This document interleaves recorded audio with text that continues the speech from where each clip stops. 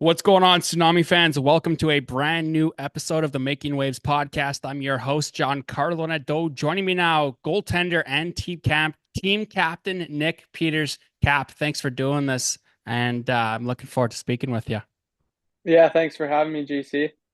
No, my pleasure for sure, and very excited to have you on today. Let's get right to the point here. Where were you born? Where did you grow up? I was born in Powell River. I grew up in Powell River for most of my life. So obviously the Powell River Kings, the BCHL team, you had the opportunity to play for them. We'll talk more about that later. But how many games did you get to go up? Did you get to go and watch when you were growing up? Ever since I was a kid, we always built it. So I always went to the games Friday, Saturday night, just something to do in a smaller town, right? No, for sure. Let's talk about, those early memories. We kind of just talked about the Kings, but when was the first time that you stepped on the ice and really wanted to be a goaltender? Probably started skating when I was like three, but I didn't want to be a goalie till probably novice three. So I was probably like 7 or 8, I want to say. And And what yeah. made you want to be a goalie? My dad was a goalie, and then just growing up, obviously in Powell River and watching the Kings, I always liked their pads, and I wanted to have some custom pads like that one day. Well, you've got some custom pads and a pretty decent mask, so there's some pretty good perks that come with being a goalie. Hey, Pete. Yeah, exactly. I finally got it done this year. There you go. Yeah, let's talk about those pads. Obviously, you've got that tsunami blue and your mask, all deckled out as well. So, are you pretty confident with what you're displaying out there? Yeah, I actually love it. I was up working at the lodge when I ordered them, so I didn't really look too in detail about them, but yeah, I love them so far. Right on. Let's talk about the NHL here. Was there an NHL goaltender that you loved and you tried to, model? I always looked up to like Carey Price and Marc-Andre Fleury when I was younger. But I wouldn't say model, more so just look up to. They're seem like great guys and great leaders on the ice. Well, for sure. And you're definitely one of those. You're a great guy. You're a great leader. But let's talk specifically about Carey Price a little bit. Obviously, you said you try not to model too much of the way that he plays, but what particular playing style does Carey Price play with or did play with that you kind of, looked to and said, you know what, maybe I can try and do a little bit like this? I just found he was always really calm in the net, no matter what, any circumstances. And he was also a leader out there. He controlled the play when he wanted to and stole his team some wins. Is there an NHL goaltender out there that you could compare yourself to? Would Carey Price be the best vote? I'd probably say nowadays probably UC Saros just because of the size and my size. I'm not too big as everyone knows, and yeah, just kind of quick, fast, good on my edges, good on my feet, and yeah. Being from Powell River, of course, Powell River, BC, were you a fan of the hometown team, the Vancouver Canucks, or was it another team that you were cheering for? When I was really young, it was always Boston, but nowadays it's definitely Vancouver. Watch them the most, and being here in Gibson's, get to go over and watch them quite a bit now, which is awesome. No, for sure. So who were you going for back in 2011, the Bruins or the Canucks? Back then, I think it was probably still the Bruins. I have a feeling you weren't pretty popular back then. Yeah, yeah, that's for sure. So obviously, you're from Powell River. You get a chance to play, minor hockey as you were talking about earlier. And then all of a sudden you're old enough to play junior hockey and you go and play for the Campbell River Storm. How did that process begin for you? And, are you pretty pleased with what you gave that team for the last 3 years?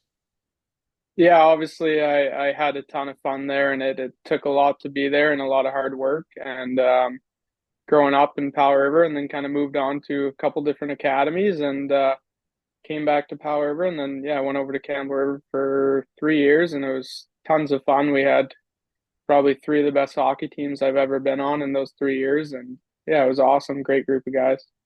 Well, I love bringing this up because your record with the Storm is absolutely incredible. 69 wins and 13 losses. Those numbers are just out of this world. So, what was it like to be able to, be a part of that Campbell River family and live in Campbell River? Is it pretty similar to the way it is over on the Sunshine Coast? Yeah, I'd say there's definitely some similarities, and definitely this team can be like that one day. But yeah, we had a great bond and great group of guys that stuck around every year.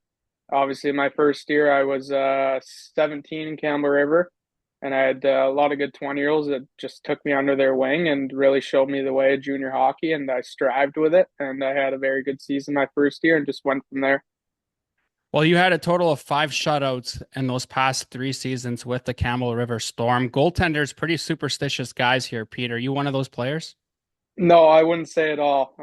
Maybe a bit on my game day routines and stuff like that, but not very superstitious. No. What about go to win celebration? Do you have one of those, or you kind of just let the boys hug you? Um, Maybe like a shootout celebration, like down on one knee, give it a little fist pump, but I wouldn't say a win celebration. No. It's all good. Yeah. So, incredible 3 years with Campbell River. And then, of course, you hear that there's a junior team coming closer to Powell River where you're from. How excited were you to you realize that the coastal tsunami were going to be a thing? Yeah, I was pumped as soon as I heard. I knew it was the right fit for me. Obviously, talking to Brad there in June, and yeah, it's been unreal. It's awesome. I can't even explain. Yeah, what an exciting time for you. I know, Eric Stinson, one of your teammates, says the exact same thing. Growing up, there was never really a junior team. There wasn't one at all that you could look up to, you could play for. And now in your final season, you've got one. You've got the Coastal Tsunami. And I'm sure it means a heck of a lot to you being able to finish out your career with a team so close to you and, being able to have your family here for sure, right? Yeah, family come down lots, and it's just awesome with a new franchise. You just get to start everything on your own, right? Build the community around you, and yeah, it's been fantastic so far. Well, junior hockey is not something that's new to you. You've had a chance to play, like I just said previously, with Campbell River, which is another junior hockey team. Being in your final season here, are you kind of trying to give this team all you got, knowing that it's the last year and really trying to build something special for future years to come? Yeah, obviously, I want to win, right? That's what I came here to do, and that's what I want to do for this team. But yeah, just building for the future, right? There's young 16, 17-year-old kids here who are going to bring that up, and I we just gotta kind of show them the ropes a bit. Yeah, talk to me about the future of the Tsunami. I know you're trying to stay focused here on the current season, but how bright do you think this team's future is going to be? Oh, I think it's bright as ever. They got everything pretty dialed in here. I mean, as you know, we get treated very well, and I think the fan base is absolutely unreal. Second to none in this league as so far as I've seen. And yeah, they have a very bright future here on the coast. I want to jump back to your hometown here for a couple seconds. Just talk to me about the experience that you had playing in the BCHL for the Powell River Kings. What was that like? Yeah, it was pretty cool. I was kind of in the right place at the right time, I guess I'd say, and it was awesome. Great group of guys who I still talk to now. And yeah, obviously didn't get to play, I guess, in front of my hometown, but in the bubble there, and just got some experience at a higher level that I strive and still think about today. How awesome it was. No, for sure. And you know what also is awesome is the fact that you're the captain of this team. You're a heart and soul guy. You give it all you got. What was it like to find out that they were going to give you that C?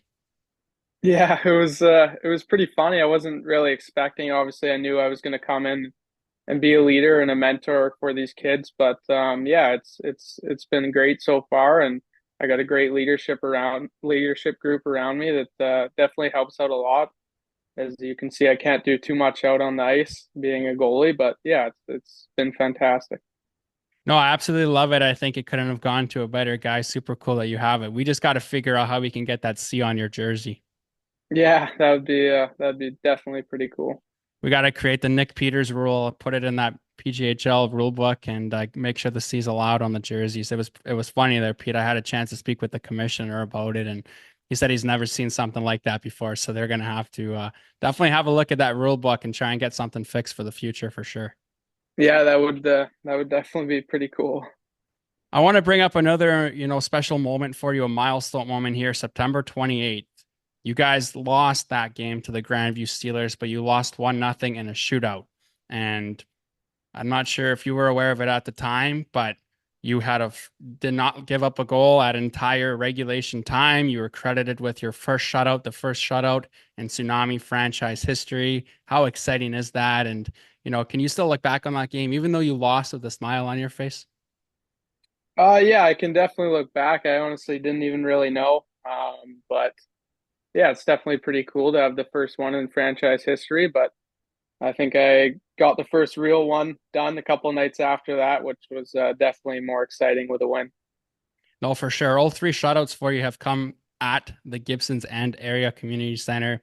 You've blanked the Steelers, you've blanked the Trappers, and of course the Surrey Knights. So you've got three shutouts under your name already. And, just keep up the good work, keep it going. We got to get one on the road here, Pete. You've got three at home. Maybe it's time to even it up a little bit.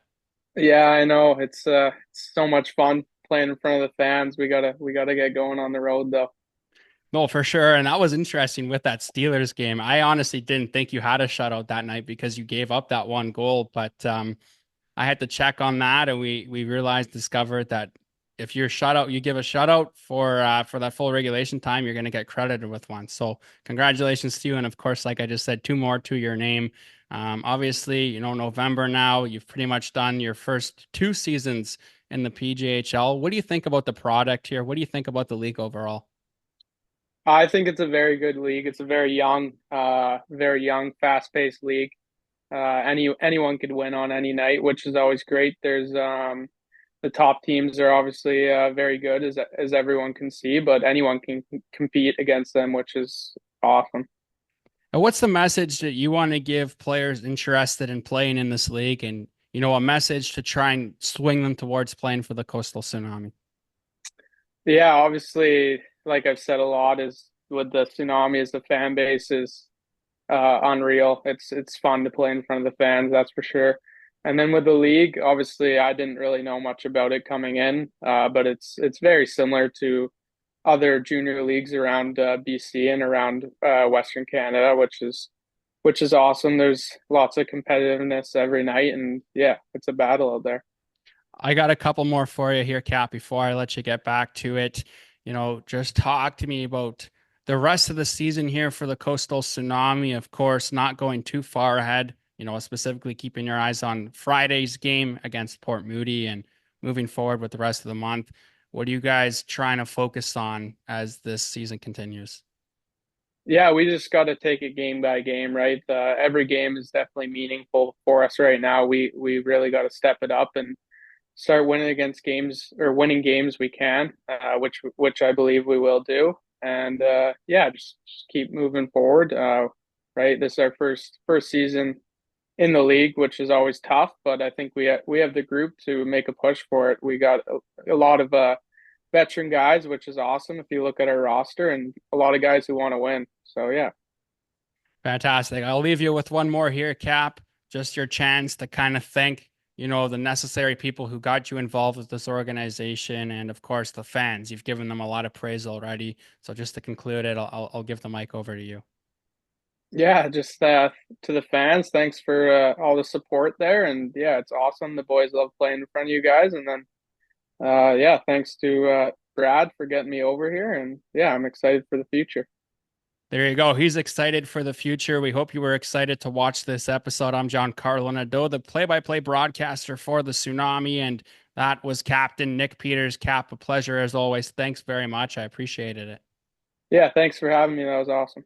All right, we'll be back with a brand new episode coming out next week, and we'll see you at the rink on Friday.